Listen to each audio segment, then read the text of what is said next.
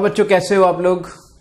बस आज हम लोग शुरू करेंगे एक ऐसा चैप्टर जिसका नाम है periodic table and periodic properties. Periodic properties, जरा समझिए इसको, क्या जरूरत पड़ी इस चैप्टर की।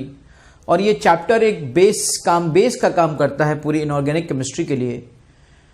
जैसे कि ऑर्गेनिक केमिस्ट्री के लिए आईयूपैक, आइसोमेरिज्म और जीओसी होता है ना, ऐसे ही इनऑर्गेनिक केमिस्ट्री का बेस होता है पूरा के पूरा periodic table and periodic properties. सवाल उठता है कि ये पीरियोडिक टेबल क्या है। It's a basically tabular form of arrangement of elements. Table की फॉर्म में टेबुलर फॉर्म है arrangements of elements. Arrangement of elements के टेबल की फॉर्म है बेटा। जरा समझते हैं यहां पर। सवाल उठता है कि पीरियोडिक टेबल क्या है। पीरियोडिक टेबल का मतलब हुआ कि एक टेबुलर अरेंजमेंट ऑफ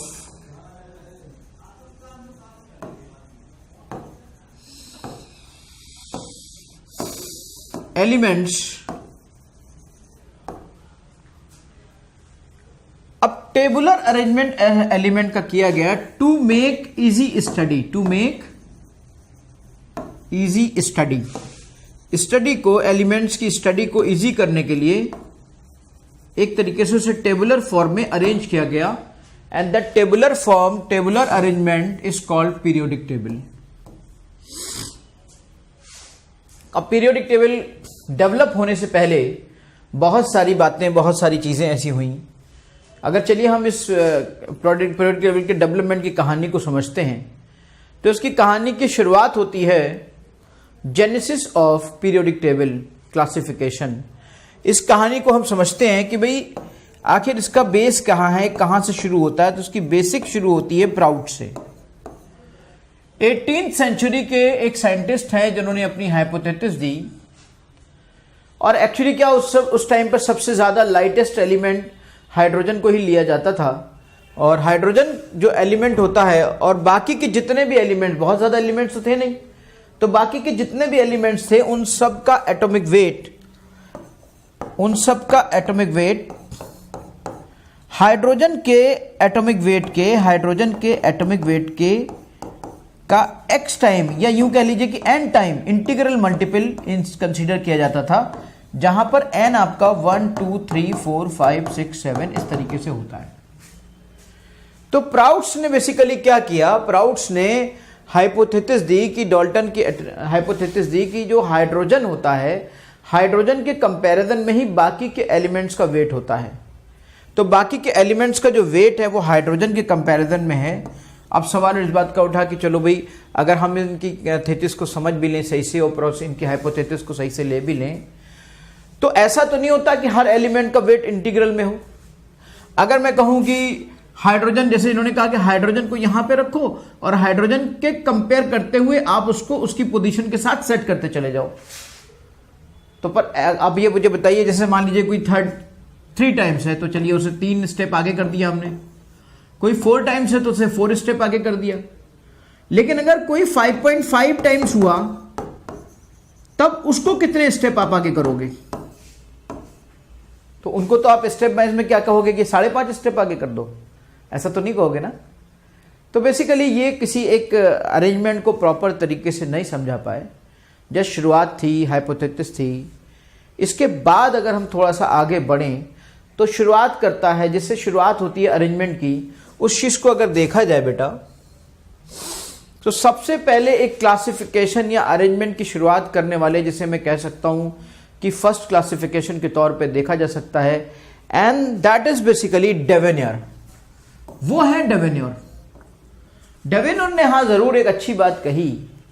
डेवेनियर ने कहा कि अगर हम सिमिलर प्रॉपर्टीज के एलिमेंट्स को एक जगह पर ट्राइड के फॉर्म में रखें, ट्राइड मीन्स जैसे डाइड होता है, डाइड मीन्स 2 का ग्रुप, ट्राइड मीन्स जैसे 3 का ग्रुप्स। तो अगर हम यहां पर, जस्ट अ मिनट, हेलो, हाँ बताइए जल्दी। हाँ भैया इन लोगों से बात कर लो, परेशान है वो लोग, मैं अभी क्लास ले रहा हूँ, ठीक है। जो भी करना कर दो उन्हें। तो बेटा यहां पर जो डेवेनियर्स का ट्राइड्स है, इस डेवेनियर के ट्राइड्स में क्या था, इन्होंने फर्स्ट क्लासिफिकेशन इसी को कहा जा सकता है। जैसे मान लीजिए कि सेम प्रॉपर्टीज के एलिमेंट्स हैं, लिथियम है, सोडियम है, पोटेशियम है। देखिए लिथियम है, सोडियम है, पोटेशियम है। डेवेनियर ने कहा कि ध्यान से आप ऑब्जर्व करेंगे तो जो 3 एलिमेंट्स का ट्राइड्स अगर हम कुछ एलिमेंट्स का बनाएं, कुछ एलिमेंट्स को ग्रुपिंग करना शुरू करें, यहां से शुरुआत हो गई। This is called first classification of elements, कि इनको आप अलग कर लो, इनको आप अलग कर लो, इस ग्रुप को आप अलग कर लो, उस ग्रुप को अलग कर लो। तो जो एलिमेंट्स का एक ग्रुप इन्होंने ये बनाया, तो ये कहा कि ये जो एक ग्रुप हम यहाँ पे रख रहे हैं, इस एक ग्रुप में पहले एलिमेंट और लास्ट एलिमेंट कि अगर एटॉमिक वेट के मीन को या एवरेज को लिया जाए तो वो बीच वाले एलिमेंट के एटॉमिक वेट के इक्वल आता है। इससे ये साबित हो रहा है कि हम इस तरह से इसको अरेंज कर सकते हैं। सो अगर आप यहाँ पे देखो, उन्होंने कहा कि देखो भी लिथियम का 7 एटॉमिक वेट होता है, सोडियम पोटेशियम का 39 होता है। आप इन दोनों का एक मीन ले लो, 7 + 39, और उसको 2 से डिवाइड करोगे तो जो वेट आएगा दैट विल बी 23। ये 23 एटॉमिक वेट इस तरीके से कर दिया गया, एक तरीका समझा दिया गया। ठीक है, बिल्कुल। डेवेनियर ने इसी तरीके से और ट्राइड्स भी बनाने की कोशिश करी। उन्होंने कहा बेरिलियम, मैग्नीशियम और कैल्शियम ये एक जैसे प्रॉपर्टीज को, सिमिलर प्रॉपर्टीज को रखते हैं। इसका एटॉमिक वेट आपका 8 है, इसका एटॉमिक वेट आपका 40 है। अगर आप 40 + 8 करोगे और उसका मीन लोगे दैट विल बी 24। तो इस तरह से इसका जो एटॉमिक वेट आएगा वो 24 आएगा।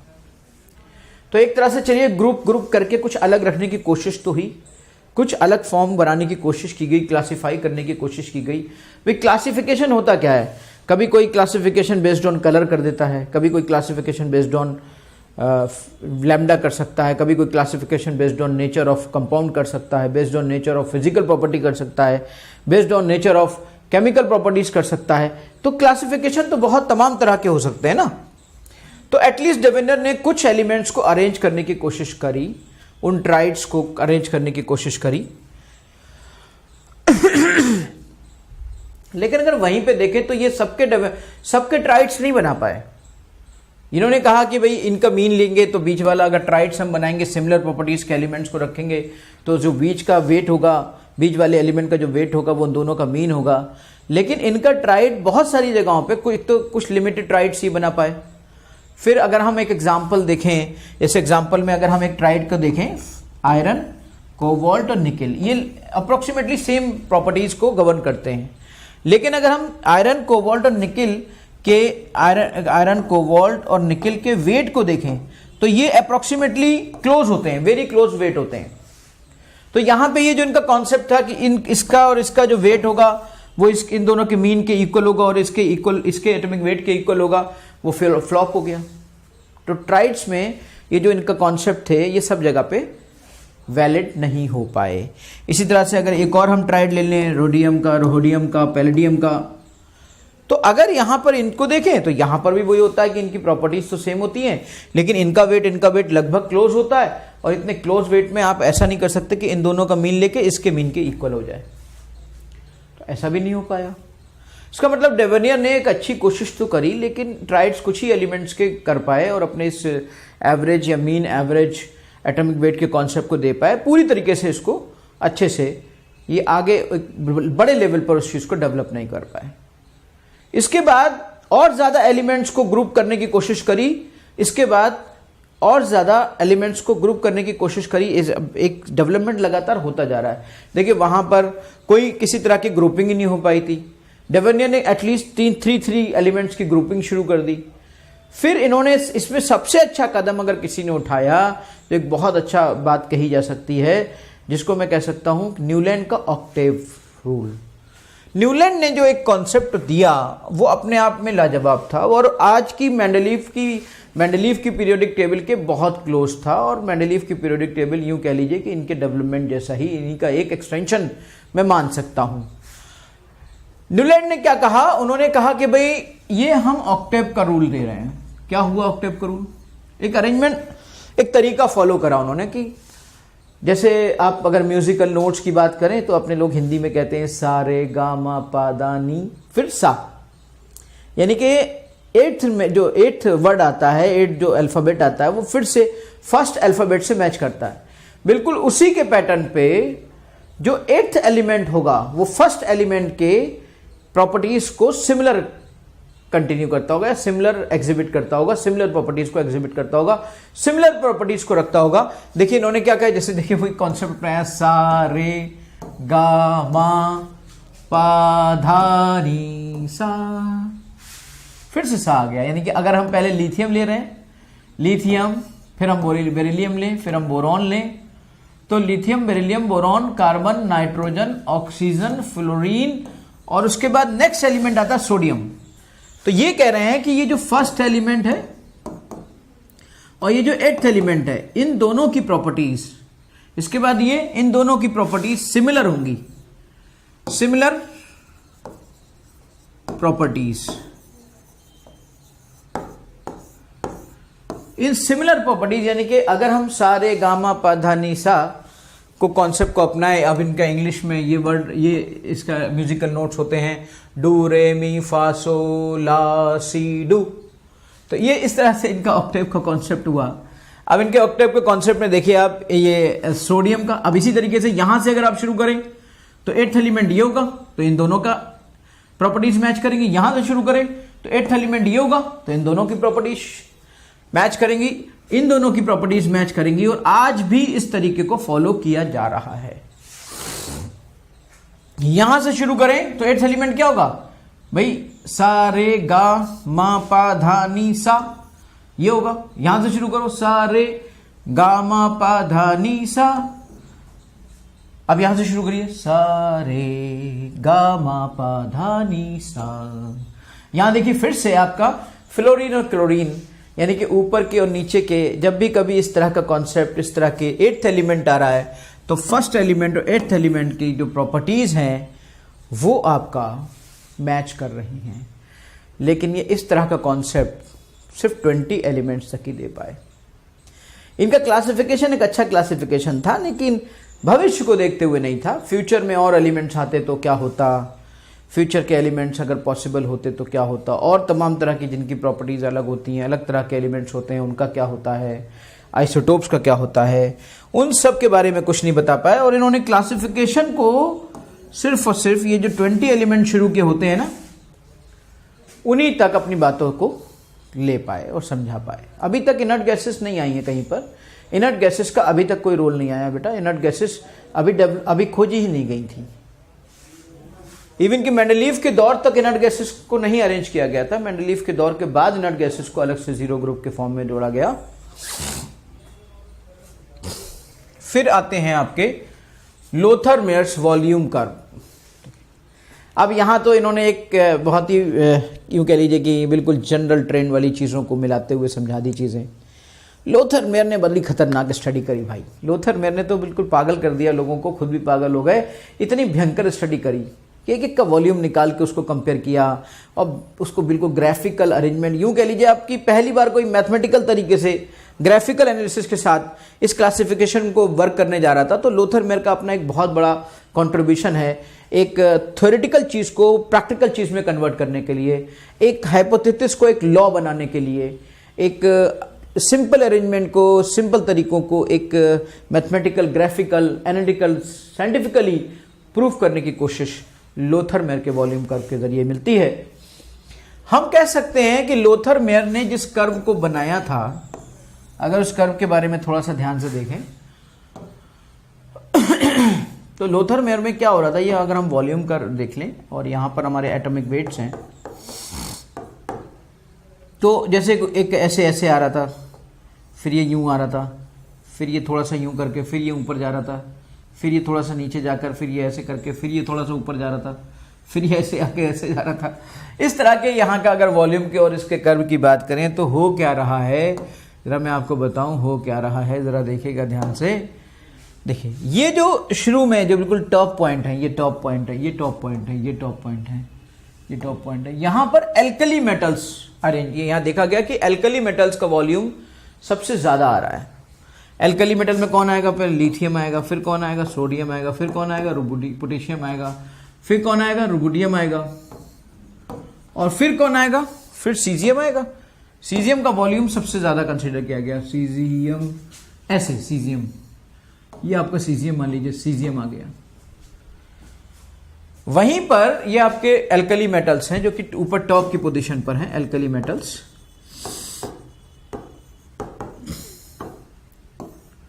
वहीं पर फिर हम देखें अगर कि भाई एल्कलाइन अर्थ मेटल्स कहां गए, तो एल्कलाइन अर्थ मेटल्स ये जो डिसेंडिंग ऑर्डर है ना, ये डिसेंडिंग ऑर्डर है कर्व का, और ये असेंडिंग है। डिसेंडिंग मतलब गिरता हुआ ग्राफ, असेंडिंग मतलब चढ़ता हुआ ग्राफ। तो ये जो डिसेंडिंग ऑर्डर है, इस डिसेंडिंग ऑर्डर में ये जो आ रहे हैं ना, ये आपका जैसे बेरिलियम आ गया, फिर ये आपका मैग्नीशियम आ गया, फिर ये आपका ऐसे चढ़ रहा हुआ है, ये गिरता हुआ है, फिर ऐसे चढ़ रहा है, फिर ये गिरता हुआ है, फिर ऐसे चढ़ रहा है, ये गिरता हुआ है।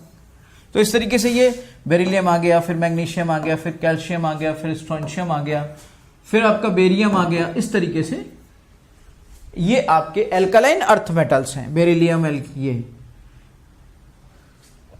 फिर समझिए जरा, फिर उन्होंने जो अपने वॉल्यूम से कर्व अरेंजमेंट किया और समझा, देखिए कितना टिपिकल एनालिटिकल एनालिसिस करी उन्होंने। अब ये कितना इजी तो था ही नहीं, बिल्कुल अरेंजमेंट भी बड़ा मुश्किल था और बड़ा स्टडी में बड़ा प्रॉब्लम हो रही थी, बड़ा ही कुछ ज्यादा ही मैथमेटिकल एनालिटिकल हो गया था, और सबके लिए नहीं था। फिर हमने देखा कि भाई जो हेलोजेंस हैं या नोबल गैसेस हैं, हेलोजेंस असेंडिंग वाले ग्राफ में थी, जैसे फ्लोरीन यहाँ पे था, फिर आपका क्लोरीन यहाँ पर था, फिर आपका ब्रोमीन यहाँ पर था, असेंडिंग वाला ग्राफ जो है, फिर आपका आयोडीन यहाँ पर था, ये असेंडिंग वाला ग्राफ है आपके। यहीं पर हेलोजन के ऊपर थोड़ा सा आप यहाँ पर नोबल गैसेस को ले सकते हो, इनका हल्का सा ऊपर नोबल गैसेस को यहाँ पे ले सकते हो आप। और ये जो आपके ट्रांजिशन एलिमेंट्स थे, देखिए इससे पहले तक ट्रांजिशन एलिमेंट जैसा वर्ड यूज नहीं हुआ था, लेकिन इन्होंने ऐसे हैवी एलिमेंट्स को दिखाया कि हैवी एलिमेंट्स जो होते हैं तो ऑलमोस्ट उनका वॉल्यूम लगभग सेम होता है। जैसे अब आयरन है, निकिल है, कोबाल्ट है, तो वो बहुत बॉटम पे थे और उनके वॉल्यूम में ज्यादा फर्क नहीं था, क्योंकि उनके साइजेस में ज्यादा फर्क नहीं था। वॉल्यूम क्या होगा, अगर हम इसकी वॉल्यूम की बात करें तो वॉल्यूम बेसिकली क्या है, 4/3 πr³।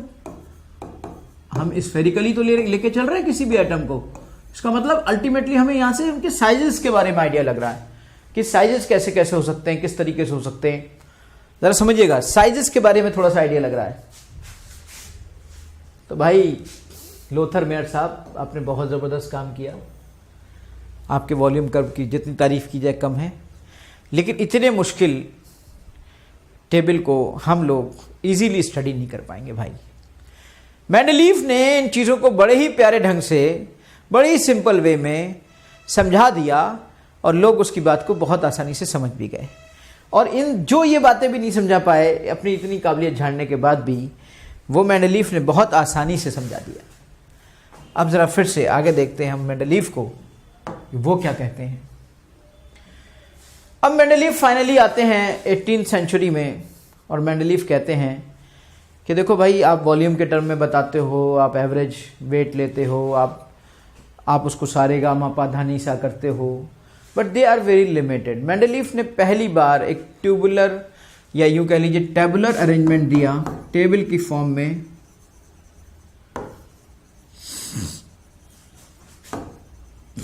अरेंजमेंट दिया, और उन्होंने कहा कि ये जो आपकी उनकी जो केमिकल प्रॉपर्टीज हैं या उनकी जो फिजिकल प्रॉपर्टीज हैं, फिजिकल एंड केमिकल प्रॉपर्टीज हैं, they are the periodic function of their atomic weight. वो पीरियोडिक फंक्शन है या फंक्शन है आपका एटॉमिक वेट। पीरियोडिक का मतलब क्या होता है, पीरियोडिक वेव्स भी आपने पढ़ी होंगी, पीरियोडिक फंक्शन भी आपने मैथ्स में पढ़े होंगे। पीरियोडिक टेबल यानी कि एक पीरियड के बाद फिर से वही चीज आना, एक पीरियड के बाद फिर से वही चीज आना, ऐसे ऐसे ऐसे करने के बाद फिर वही आना, ऐसे ऐसे करने के बाद फिर वही आना। समझ गए? टेबुलर अरेंजमेंट इस तरीके से अरेंज किया ताकि उनकी एटॉमिक वेट के बढ़ते हुए क्रम में, बढ़ते हुए सिस्टम में उनको अरेंज किया जा सके, बढ़ते हुए सिस्टम में उनको अरेंज किया जा सके।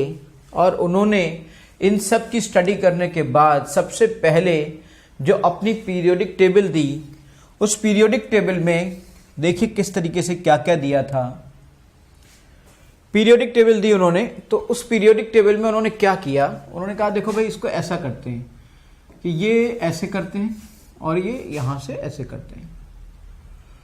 इस टेबल को बनाया, एक टेबल बनाई,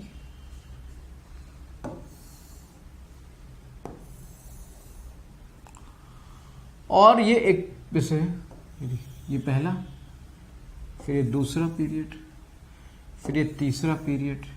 हॉरिजॉन्टल लाइन को पीरियड कहा, वर्टिकल लाइन को ग्रुप कहा। First, second, third, 4, 5, 6, 7। First period देखिए, ये जो हॉरिजॉन्टल लाइंस हैं, इन हॉरिजॉन्टल लाइंस को, इन हॉरिजॉन्टल ग्रुप्स को पीरियड कहा, ये पीरियड्स हैं। और फिर उसके बाद 8 ग्रुप्स लिए, 1, 2, 3, 4, 5, 6, 8, 7, 8। अब यहां पे क्या किया, ये आपका देखिए, दिस इज योर, ये आपका यूं कह लीजिए आप यहां पर first period, first group, second group, third group, fourth group, fifth group, six group, 7 group, 8 group, फिर आपका ये 0 ग्रुप आएगा। देखिए, और इस तरीके से उन्होंने इसको वर्टिकल, ये जो थे ये वाले पोर्शन, ये इसे कहा ग्रुप, ये वर्ड ग्रुप दिया, ये वर्ड ऐसे इस हॉरिजॉन्टल वालों को उन्होंने पीरियड कहा। इस तरीके से ये पहली बार किसी ने एक अरेंजमेंट दिया प्रॉपर, और इस तरीके से अरेंजमेंट दिया कि प्रॉपर्टीज के बेस पे हम ये भी डिफाइन कर पाए कि नेक्स्ट अगर एलिमेंट आया तो उस एलिमेंट के लिए ये वाली जगह खाली छोड़ दो, ये जहां पर इस वाली प्रॉपर्टी का एलिमेंट आएगा। और उसका इवन ये तक बताया कि उसका एटॉमिक वेट ये होना चाहिए, इवन उसका ये तक बताया कि उसका वैलेंसी ये होनी चाहिए। तो इनकी बड़ी खूबियां हैं, इन्होंने वैलेंसी को भी करेक्ट किया, इन्होंने बहुत सारे एलिमेंट्स के एटॉमिक वेट्स को भी डिस्कवर किया, उसको अरेंज किया, उसको कवर किया, उसको सही से रीअरेंज किया, उसके बारे में सही बताया। काफ़ी चीज़ों के बारे में लोग गलत जान रहे थे, लेकिन प्रॉपर्टीज़ के बेस पर, पीरियोडिसिटी के बेस पर इन्होंने उन चीज़ों को भी करेक्ट किया। सो ऑसम वर्क था इनका वर्क ऑसम वर्क था।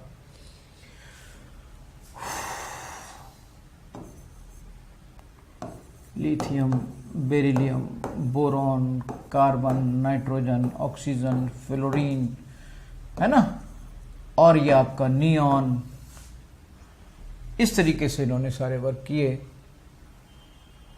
Fluorine, sodium, potassium, sodium potassium तो यहां जाएगा, sodium, magnesium, aluminium, silicon, phosphorus, sulphur, chlorine, argon, इस तरीके से इन्होंने चीजों को अरेंज किया बेटा। मेंडलीफ की पीरियोडिक टेबल को और भी ज्यादा, जो बिल्कुल ओरिजिनल पीरियोडिक टेबल जो उन्होंने बनाई थी, उसको जरा देखेंगे। मैं दिखाता हूं आपको कि उन्होंने कौन सी वाली पीरियोडिक टेबल एक्चुअली बनाई थी। ये तो हम बहुत ही सिंपल फॉर्म में उन चीजों को बता देते हैं, इससे पहले कि हम कुछ और मेंडलीफ के बारे में बताएं। चलिए उस पीरियोडिक टेबल पर नजर डाल लेते हैं जो एक्चुअली मेंडलीफ ने एक्चुअली प्रेजेंट की थी। ये है वो पीरियोडिक टेबल जो एक्चुअली मेंडलीफ ने प्रेजेंट की थी बेटा।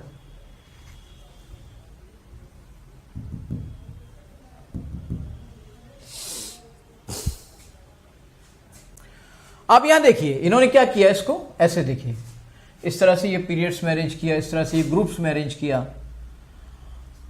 और एक्चुअली जो इनकी इस तरह की पीरियोडिक टेबल थी जिसमें इन्होंने लिथियम देखिए दिखाया, फिर बेरिलियम, फिर बोरॉन, फिर कार्बन, फिर नाइट्रोजन, फिर ऑक्सीजन, फिर फ्लोरीन। उस वक्त बेटा इनर्ट गैसेस डिस्कवर्ड नहीं हुई थी, इनर्ट गैसेस को बाद में लाया गया और बाद में एक ग्रुप को जोड़ा गया, ऐड किया गया। जो जो एलिमेंट्स उस वक्त में थे उन सबको इन्होंने अरेंज किया। देखिए sodium, magnesium, aluminium, silicon, phosphorus, sulphur, chlorine, lithium. चलिए सोडियम के साथ पोटेशियम का रखना सही था, पोटेशियम के साथ रुबिडियम का रखना सही था, रुबिडियम के साथ सीजियम का भी रखना सही था। ये सब के सब सेम प्रॉपर्टी के थे। तो ये बड़ी अच्छी बात है कि अब गलतियां कहां दिख रही हैं, गलतियां ये दिख रही हैं कि इसी वाले ग्रुप में इन्होंने कॉपर को रख दिया, सिल्वर को रख दिया, गोल्ड को रख दिया। अरे भाई कॉपर है, सिल्वर है, गोल्ड है, इनकी तो प्रॉपर्टी सेम है। तो इन सेम प्रॉपर्टीज के लोगों को इन डिफरेंट प्रॉपर्टीज के ग्रुप में क्यों रखा आपने? सोडियम, लिथियम, पोटेशियम, इनकी सबकी सेम है, ये अलग है, और इनकी प्रॉपर्टीज अलग है। तो इनको देखिए इन्होंने सेम ग्रुप में अरेंज कर दिया। आप देख रहे होंगे, आपको ये दिख रहा होगा, जूम नहीं हो रहा है, जूम जूम जूम, चलिए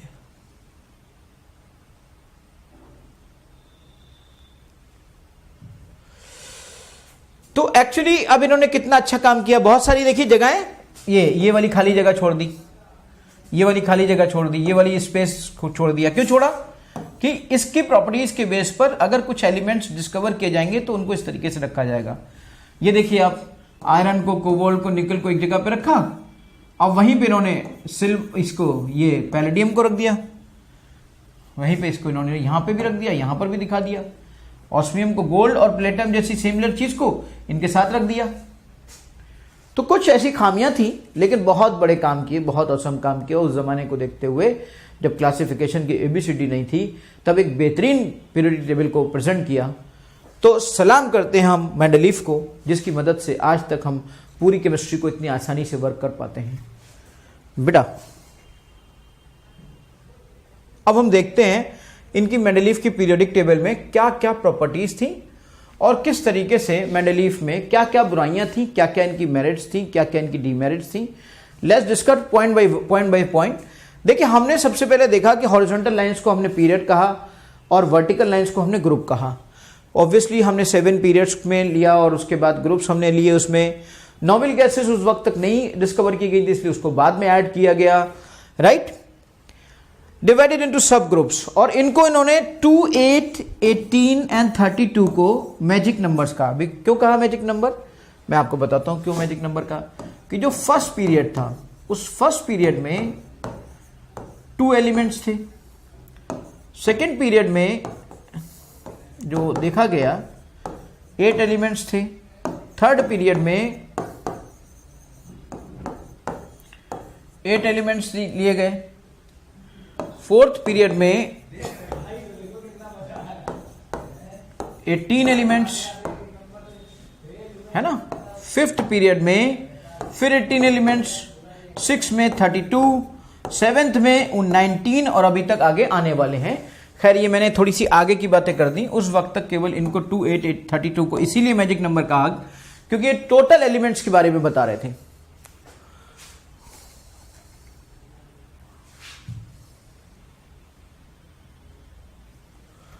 अब हम बात करें मेंडलीफ के पीरियोडिक टेबल की डिफेक्ट्स की, उनकी प्रॉब्लम्स क्या क्या थी, उनमें क्या क्या चीजें ऐसी थी। भाई सबसे पहली बात तो पोजीशन ऑफ हाइड्रोजन, हाइड्रोजन की पोजीशन को सही से नहीं हो पाया, क्योंकि हाइड्रोजन की जो प्रॉपर्टीज थी ना, वो हाइड्रोजन की प्रॉपर्टीज आपकी फर्स्ट ग्रुप से भी मैच कर रही थी और आपके हेलोजन से भी मैच कर रही थी। फर्स्ट ग्रुप से मैच कर रही थी क्योंकि हाइड्रोजन इलेक्ट्रॉन दे सकता था, और इलेक्ट्रॉन अगर एक सिंगल इलेक्ट्रॉन देकर वो आपको H+ के फॉर्म में ले जाता है तो फर्स्ट ग्रुप की तरह हो गया, फर्स्ट ग्रुप की तरह हो गया। और वहीं पर अगर एक इलेक्ट्रॉन, 1 इलेक्ट्रॉन ये एक्सेप्ट करके H- की फॉर्म में ले जाता है तो ये आपके 7th ग्रुप की तरह हो गया, ये फर्स्ट ग्रुप हो गया। तो ये तो दोनों ही की तरह प्रॉपर्टी शो कर रहा था। तो आखिर हाइड्रोजन को कहां शो किया जाए, उसकी पोजीशन को डिफाइन नहीं कर पाए। ये तो प्रॉब्लम आज भी बनी हुई है। उसके बाद उसको इंडिविजुअल पोजीशन दे दी गई। उसके बाद सवाल उठा पोजीशन ऑफ आइसोटोप्स। आपने तो कहा था कि हम जो उनको अरेंज करेंगे तो उनके एटॉमिक वेट के तरीके से अरेंज करेंगे। अगर एटॉमिक वेट के तरीके से आप अरेंज करोगे तो आइसोटोप्स क्या होते हैं भाई, आप सब जानते हो आइसोटोप्स को। 17Cl35 और 17Cl37, H2 ऑक्सीजन 16, H2 17। अब मुझे बताइए, जब ये सब चीजें हैं तो अब आप अगर एटॉमिक वेट के उस पे करोगे तो आप ये 35 वाला इसको आप अलग अरेंज करिए, ये 37 वाला इसको आप अरेंज करिए, पर आप 35 वाले को 37 वाले को अलग अलग अरेंज तो कर नहीं पाए। तो इसका मतलब अब आपने उन दोनों को एक ही में रख दिया, जबकि आपका जो तरीका था रखने का एलिमेंट्स को वो एटॉमिक नंबर के बेस पे नहीं था, वो एटॉमिक वेट के बेस पे था। ठीक है, तो एटॉमिक वेट के बेस पे आइसोटोप्स को हम एक डिफरेंट पोजीशंस इसमें नहीं दे पाए। एक बड़ा डिफेक्ट था मेंडलीव की पीरियोडिक टेबल का। मेंडलीव की पीरियोडिक टेबल फुल्ली डिपेंड नहीं थी इस बात पे इंक्रीजिंग एटॉमिक वेट पे, कहीं ना कहीं कुछ अगर ऊपर नीचे, तो वो प्रॉपर्टीज की वजह से अगर ऊपर नीचे भी हो रहा था तो वो प्रॉपर्टीज के हिसाब से उसको सेट करते चले जा रहे थे। अब वहीं पे एक चीज, एक पॉइंट देखिए, अभी थोड़ी देर पहले हम देख रहे थे मेंडलीव की जो पीरियोडिक टेबल देखी थी कि एक ही ग्रुप के अंदर आपने देखा था कि वहां पर लिथियम भी था, सोडियम भी था, पोटेशियम भी था, और उसी ग्रुप ने आपने कॉइनेज मेटल मतलब जिन मेटल से कॉइन्स बनते हैं, जैसे कॉपर के कभी सिक्के चलते थे, चांदी के सिक्के चलते थे, गोल्ड है ना, सोने के सिक्के चलते थे, अलग अलग लोगों के अलग अलग दौर की ये मनी हुआ करती थी, करेंसी हुआ करती थी। तो इन सबको क्या आपने एल्कली मेटल्स के साथ रख दिया। अब वहीं पर आप एल्कलाइन अर्थ मेटल्स हैं आपके बेरिलियम, मैग्नीशियम, कैल्शियम, और उसके साथ आप जिंक, कैडमियम, मरकरी रख दे रहे हो। तो भाई ये प्रॉपर्टीज अलग है और इनकी प्रॉपर्टीज अलग है, and you are atomic weight के बेस पर आप उनको इस तरीके से अरेंज कर दे रहे हो। तो कहीं ना कहीं मसला था कि चीजें प्रॉपर अरेंज नहीं हो पा रही थी, कहीं ना कहीं बड़ा मसला था। यानी हम जिस तरीके से इसको अरेंज कर रहे थे, मेंडलीव जिस तरीके से इसको अरेंज कर रहे थे, तब तक एटॉमिक वेट ही सब कुछ माना जाता था और एटॉमिक वेट के हिसाब से ही सब कुछ हो रहा था। लेकिन एटॉमिक वेट की बातें कहीं ना कहीं प्रॉब्लम क्रिएट कर रही थी। एटॉमिक वेट के हिसाब से इनको एक जगह पे रखना पड़ गया कि भाई एक काम करो, जब ये हैं तो इनके सिमिलर मैच करते हुए जब उन्होंने पीरियड में अरेंज किया तो उसी ग्रुप में आया ये। लेकिन मसला कहीं ना कहीं डिस्टर्ब हो गया। अब आप देखिए ना, जैसे कि अब प्लेटिनम और गोल्ड है, ये प्लेटिनम और गोल्ड की सेम प्रॉपर्टीज हैं, लेकिन इनको अलग अलग ग्रुप में रख दिया गया। अरे सेम प्रॉपर्टीज थी तो सेम जगह पे रखते, डिफरेंट प्रॉपर्टीज थी तो डिफरेंट जगह पे रखते। तो इसका मतलब क्या था कि प्रॉपर्टीज प्रॉपरली एटॉमिक वेट से सही से सिंक्रोनाइज नहीं हो पा रही थी। एटॉमिक वेट कहीं बता रहा था और प्रॉपर्टीज कहीं बता रहे थे, तो वो जगह कोई और बन रही थी, वो जगह कोई और बन रही थी। तो कहीं ना कहीं सिंक्रोनाइजेशन नहीं था उनकी प्रॉपर्टीज में, उनकी केमिकल प्रॉपर्टीज में, फिजिकल प्रॉपर्टीज में और एटॉमिक वेट में। कहीं पे हो रहा था, कहीं पे नहीं हो रहा था। तो ये प्रॉब्लम थी उस जमाने की, क्योंकि उस जमाने तक एटॉमिक वेट को ही सब कुछ माना जाता था। मेंडलीव की इसमें बहुत बड़ी प्रॉब्लम नहीं थी। मेंडलीव उस वक्त की रिसर्च वहीं तक पहुंची थी। बाद में जाके मोजले ने यह पता लगाया कि जो प्रॉपर्टीज का सिंक्रोनाइजेशन होता है वो एटॉमिक वेट के साथ नहीं होता, एटॉमिक नंबर के साथ होता है। और वो तब तक मॉडर्न फिजिक्स आ चुकी थी, हैं 19th सेंचुरी में जाके ये सब चीजें क्लियर हुई, और ये सब काम थे 18th सेंचुरी के। अब आइसोबार्स के बारे में भी अगर भाई आप आइसोबार्स की बात कर रहे हो तो आइसोबार्स में तो क्या होता है, आइसोबार्स में तो सेम मास, आप तो मास, मेंडलीव का बेस क्या था, एटॉमिक वेट। जब मेंडलीव जो थे वो मेंडलीव एटॉमिक वेट के बेस पे कर रहे थे, जब एटॉमिक वेट के बेस पे कर रहे थे तो ऑब्वियसली आपको क्या करना चाहिए था, 18 आर्गन 40, पोटेशियम 40 एंड 20 कैल्शियम 40, इन सबको सेम जगह पे सेम पोजीशन देनी चाहिए थी, क्योंकि सबका सेम वेट है। तो कहीं ना कहीं isotopes, isobar, position, properties of some metals, other metals, कहीं ना कहीं सिंक्रोनाइजेशन क्रिएट नहीं हो पा रहा था। ठीक है बेटा, खूबियां बहुत सारी थी, खूबियां भी बहुत सारी थी, बहुत पहला अरेंजमेंट और जबरदस्त अरेंजमेंट। खूबियों को मैं कहूं तो इन्होंने बहुत जबरदस्त काम किया, इवन कि इनके दम पर इन्होंने कुछ नए एलिमेंट्स तक को डिस्कवर कर डाला अपनी पीरियोडिक टेबल के दम पर, और उनके इन्होंने नाम भी रख दिए कि इनके नाम तो ई का सिलिकॉन होने चाहिए, ई का एल्युमिनियम होना चाहिए, ई का बोरॉन होना चाहिए।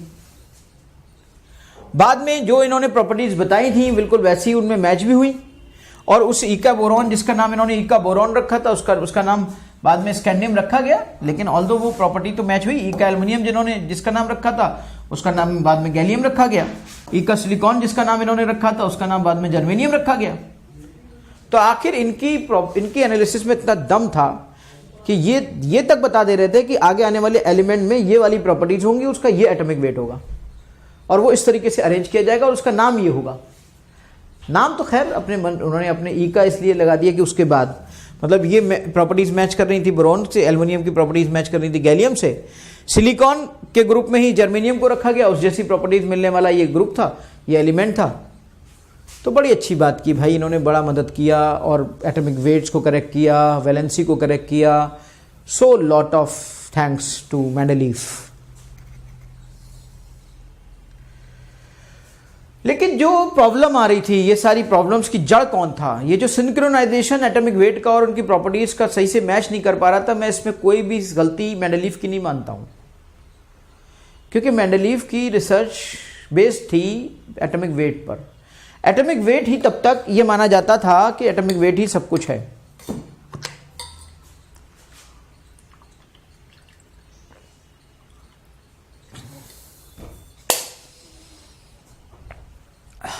अब हम बात करते हैं मॉडर्न पीरियोडिक लॉ की। फिर बाद में क्या हुआ? बाद में ये हुआ कि जब ये सब मसले खड़े हुए सामने, तो तब तक ये खोज हो चुकी थी, ये डिस्कवरी हो चुकी थी, मोज़ले का एक्सपेरिमेंट हो चुका था। और मोज़ले के एक्सपेरिमेंट के बारे में मैं पूरी डिटेल से आपको एनालिसिस बता चुका हूं, पूरे कर्व पढ़ा चुका हूं, सब चीजें दिखा चुका हूं, ए और बी की वैल्यू को बता चुका हूं, कैसे यहां पर ये बी है, z है, माइनस बी है, और मोज़ले ने कैसे बताया ये न्यू है फ्रीक्वेंसी। किसी भी एलिमेंट की कैरेक्टरिस्टिक चीज होती है उसकी फ्रीक्वेंसी, और फ्रीक्वेंसी किससे मैच कर रही थी? लैम्डा के साथ, ये z के साथ। और z कौन था? Atomic number. तो कहते नहीं है भाई हमारी फ्रीक्वेंसी तो उससे मैच करती है, तो फ्रीक्वेंसी का मतलब क्या है? प्रॉपर्टीज मैच करती हैं। इसका मतलब जो प्रॉपर्टीज थी, अब वो पीरियोडिक फंक्शन, अब जो प्रॉपर्टीज होंगी दैट विल बी इस तरीके से जो नया पीरियोडिक लॉ बना, प्रॉपर्टीज थी वो हो गई फंक्शन ऑफ एटॉमिक नंबर। और इस बात को किसने किया? इधर मोज़ले ने ये एटॉमिक नंबर का रिसर्च किया और बताया मोज़ले ने कि ये जो एटॉमिक नंबर होता है ये बेसिकली नंबर ऑफ प्रोटॉन होता है। तो इधर इन्होंने एटॉमिक नंबर की रिसर्च की भाई, और एटॉमिक नंबर की रिसर्च करके इसी का यूज करके क्या किया बोर ने? सबसे पहले बोर ने मेंडलीफ की पीरियोडिक टेबल को एक्सटेंडेड पीरियोडिक टेबल के फॉर्म में रखा। बोर ने पीरियोडिक टेबल को इसका यूज करते हुए बोर ने इसको नई पीरियोडिक टेबल बनाया, मॉडर्न पीरियोडिक टेबल, ये extended periodic table of Mendeleev.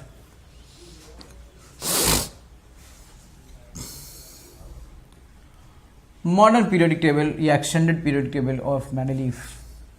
इसमें बेटा ज्यादातर जो एलिमेंट्स आपके याद आप कर सकते हो और आपकी चीजें आपके दिमाग में आ सकती हैं, आप किस तरीके से उनका यूज करें। और यहां पे मैं ले लूंगा इरेजर को। तो इतना नोट करने के बाद हम यहां पे एक बात और आपसे बोल सकते हैं, या फिर अगले उस पर ले चलें। मॉडर्न पीरियोडिक टेबल, इनके बेस पर बोर ने सबसे पहले इस पीरियोडिक टेबल को डेवलप किया। बोर ने एक्सटेंडेड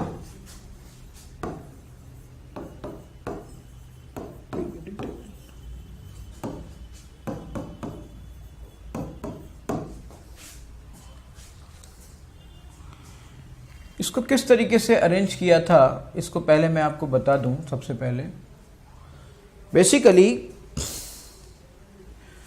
शुरुआत में जिन एलिमेंट्स के बारे में जो एक अरेंजमेंट हुआ और बेसिक इंफॉर्मेशन हम आपकी बताएं, तो इन सबसे पहले जो पहले चीज़ें आई थी जिनके बारे में मैं कह सकता हूं कि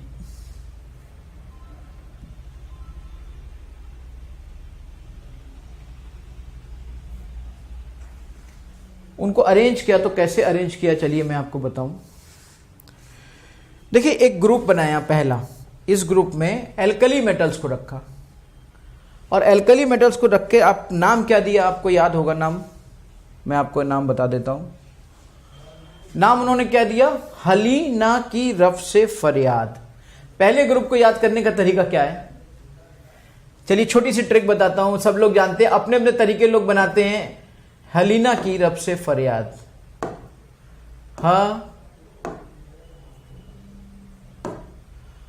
हलीना,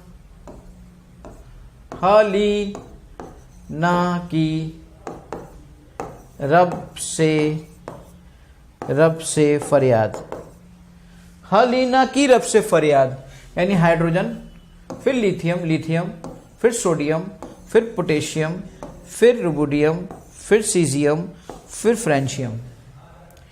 इन ग्रुप्स को, इसको जो फर्स्ट ग्रुप नाम दिया, इस फर्स्ट ग्रुप को नाम दिया एल्कली मेटल का, एल्कली मेटल्स का नाम दिया। दूसरा ग्रुप आया, दूसरे ग्रुप का नाम क्या रखा? दूसरे ग्रुप में अगर देखें, देखिए चलिए इसको वहां पे थोड़ा सा दिखने में दिक्कत आ रही है तो मैं थोड़ा सा और बता दूं। देखिए हली ना की, हली ना की रब से फरियाद, इस तरीके से आप याद कर सकते हो इसको, पहले ग्रुप को। और फर्स्ट ग्रुप को, ये फर्स्ट ग्रुप यहां पे दिया गया, इस फर्स्ट ग्रुप को एल्कली मेटल्स कहा, और इसके बारे में हम और आगे डिस्कस करेंगे। यहां पर अभी सिर्फ जो येलो कलर के सारे के सारे मेटल्स हैं, जो पर्पल कलर में हैं वो मेटेलॉइड्स हैं, और जो ग्रीन कलर में है वो नॉन मेटल्स हैं। मेटेलॉइड्स मींस सेमी मेटल्स, है ना, जो दोनों की तरह काम करते हैं। मेन जो एलिमेंट्स हैं उनको याद करने की ट्रिक भी मैं आपको दे दूंगा।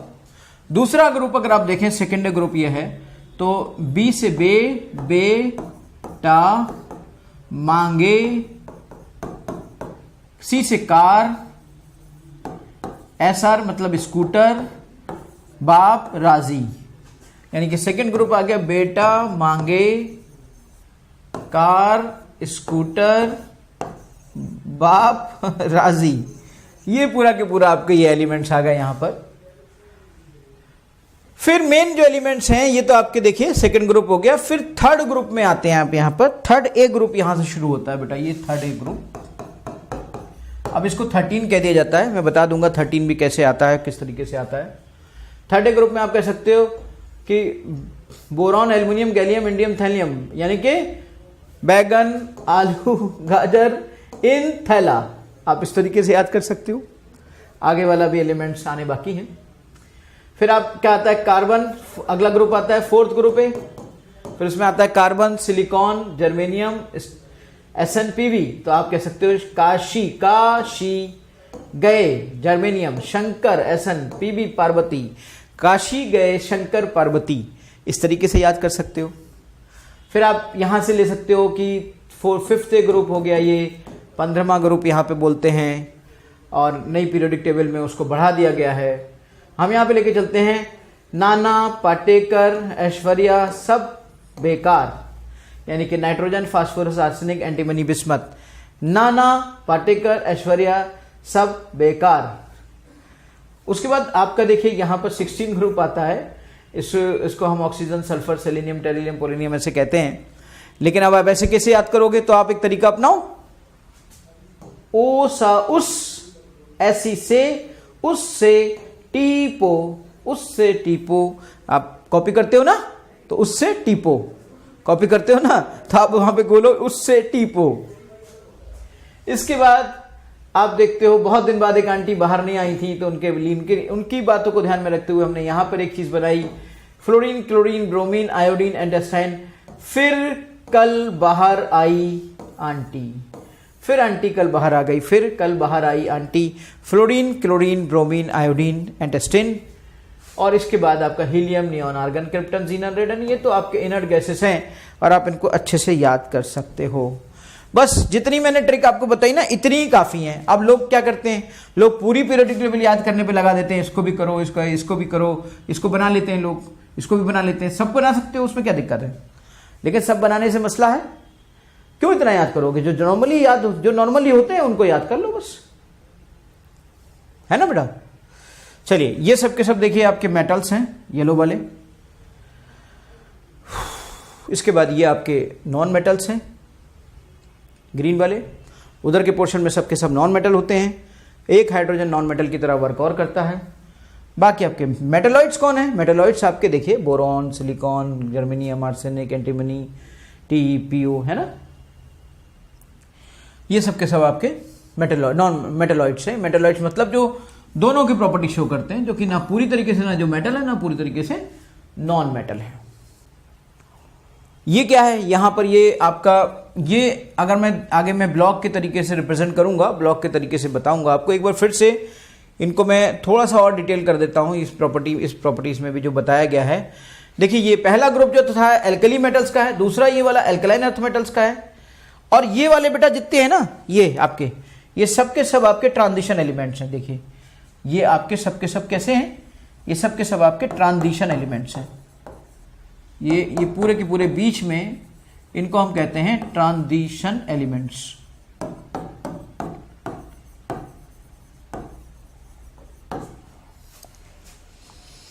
ये ट्रांजिशन एलिमेंट्स हैं,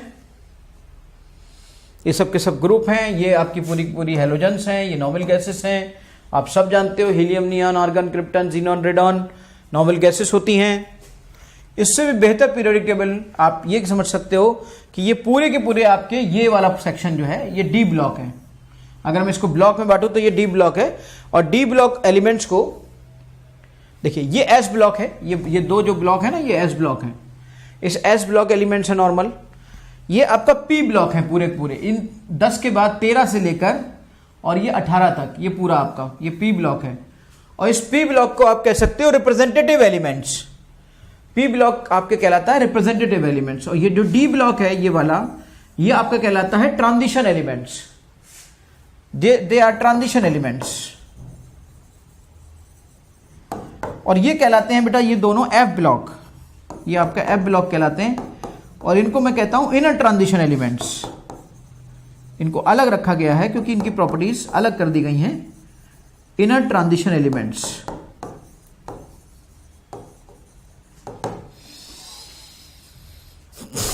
देखिए एक्चुअली क्या है ना, ये 57, 50, 89, 57, 89 जो होता है वो यहीं पे होता है 57, 89, और ये 58 से लेकर 71 तक पूरा के पूरा आपका लेंथेनाइड होता है, और 90 से लेकर 103 तक पूरा के पूरा आपका एक्टेनाइड होता है बेटा। देखिएगा यहां देखिए 57 के बाद देखिए आप 57 के बाद 72 से शुरू हुआ ये देख रहे हैं आप 72 से, इसमें ट्रांजिशन इनर ट्रांजिशन दोनों थे, ये इनर ट्रांजिशन है। 57 के बाद 58 नहीं, देखिए कहीं चला गया। ये गैप कितने का आ रहा है, ये गैप आ रहा है यहां पे 58 से लेके 71 का। ये कितने एलिमेंट्स हुए, 14 एलिमेंट्स। ये 14 एलिमेंट्स किसके होते हैं, एफ ब्लॉक के, इनर ट्रांजिशन एलिमेंट्स। इन्हें क्या कहा जाता है, लेंथेनियम के बाद है इसलिए इन्हें लेंथेनाइड कहा जाता है। अब देखिए 89 के बाद 103 आया, गैप कितने का आया, 90 से लेके 103 का। तो ये देखिए एक्टिनियम के बाद है इसलिए इन्हें एक्टिनाइड कहा जाता है, एक्टिनाइड्स कहा जाता है। और ये आपके 14 एलिमेंट्स ये भी होते हैं। अब देखिए आप, ये आपके 14 एलिमेंट्स, ये पूरे 14 एलिमेंट्स रख दिए, ठीक है। इसके बाद हम एक बहुत अच्छी पीरियोडिक टेबल पे वर्क करने जा रहे हैं। इससे पहले कि बहुत अच्छी पीरियोडिक टेबल पे वर्क करने जा रहे हैं, थोड़ा सा पीरियोडिक टेबल को और मज़ेदार बनाते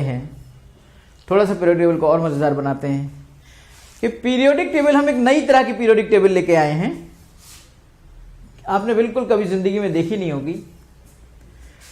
कि ऐसी पीरियोडिक टेबल जिस एलिमेंट है उस एलिमेंट का वो एलिमेंट दिखता कैसा है, उस एलिमेंट की टेक्सचर कैसा है, वो मेटल है तो किस तरह का मेटल है, कैसे दिखता है। देखिए हाइड्रोजन को हमने गैस के फॉर्म में दिखाया, लिथियम को देखिए टैबलेट है बैटरी की यूज होती है, बेरिलियम ग्रीन कलर का ऐसा दिख रहा है, सोडियम काट रहे हैं आप आराम से, सोडियम को आराम से काट सकते हैं, है ना। ये देखिए सोडियम है आपका, मैग्नीशियम को स्टिक्स के फॉर्म में दिखाया, स्कैंडियम, वेनेडियम आयरन लोहे की तरह जैसे होता है, कोबाल्ट आपका आप मैग्नेट यूज करते हैं, निकेल यूज करते हैं, पैलेडियम किस तरह का होता है, इरिडियम किस तरह का होता है, यूरोफ्लम किस तरह का होता है, थैलियम किस तरह का होता है, फास्फोरस किन किन कलर में आता है, देखिए ब्लैक रेड सब दिया हुआ है, सल्फर देखिए येलो डार्क येलो के कलर का दिख रहा है आपको, पोलोनियम कैसा दिखता है ना, आर्गन इनर्ट गैस होती है,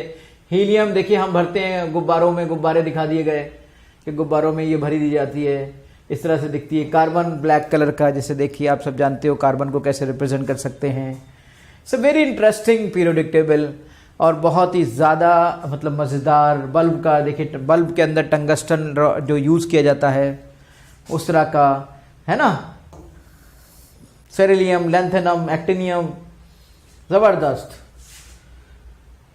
निबोलियम।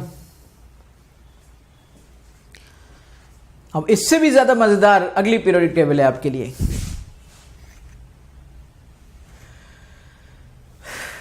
ऐसी पीरियोडिक टेबल कि आप कह सकते हो कि यार ये तो दमदार चीज़ हो गई, इस जैसी तो हमने कभी देखा ही नहीं।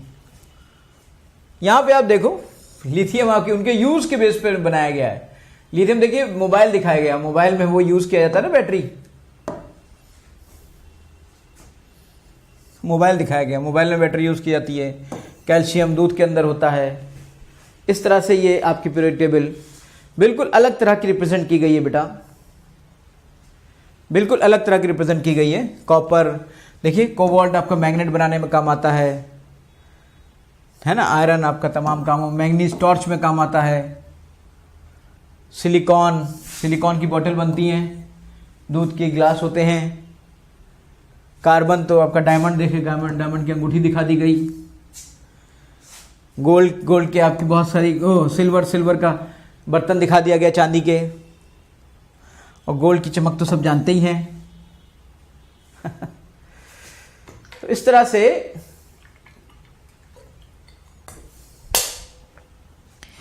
ये आपका एक जबरदस्त यूज के बेस पर पीरियोडिक टेबल दिखाई गई।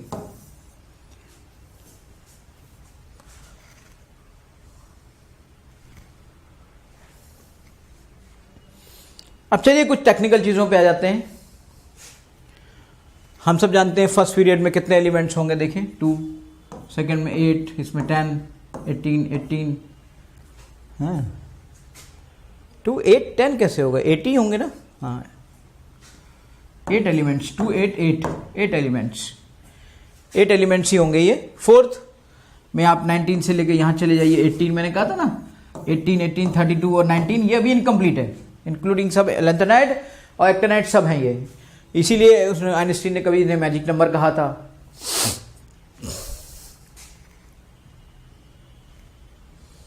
अब किस ग्रुप में कौन कौन है ये सब हम डिटेल आपको पहले ही पीरियोडिक टेबल के अंदर कर चुके हैं। आप एक बार यहां पर भी देख सकते हैं किस ग्रुप में क्या क्या है, किस तरीके से है। ये देखिए ना, फर्स्ट ग्रुप में एल्कली मेटल्स, सेकेंड ग्रुप में एल्कलाइन बोरॉन फैमिली, पांचवें ग्रुप को कहा जा रहा है कार्बन फैमिली। पहला एलिमेंट कार्बन है तो कार्बन फैमिली, पहले एलिमेंट नाइट्रोजन है तो नाइट्रोजन फैमिली, पहला एलिमेंट ऑक्सीजन है तो ऑक्सीजन फैमिली, हेलोजन फैमिली और इनर्ट गैसेस। अब ये जो ग्रुप है इनमें आपके लैंथेनाइड्स भी मौजूद हैं, है ना, ठीक है बेटा।